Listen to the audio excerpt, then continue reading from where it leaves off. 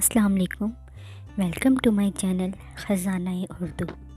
پیارے بچوں، آج کی کہانی ہاتھی اور درزی کی کہانی ہے۔ ایک دفعہ کا ذکر ہے کہ ایک درزی اپنی دکان میں بیٹھا کپڑے سی رہا تھا کہ اچانک سے وہاں ایک ہاتھی کا بچہ آ گیا اور اچانک اونچا اونچا بولنے لگا۔ درزی نے اس کو ایک روٹی کا ٹکڑا دیا۔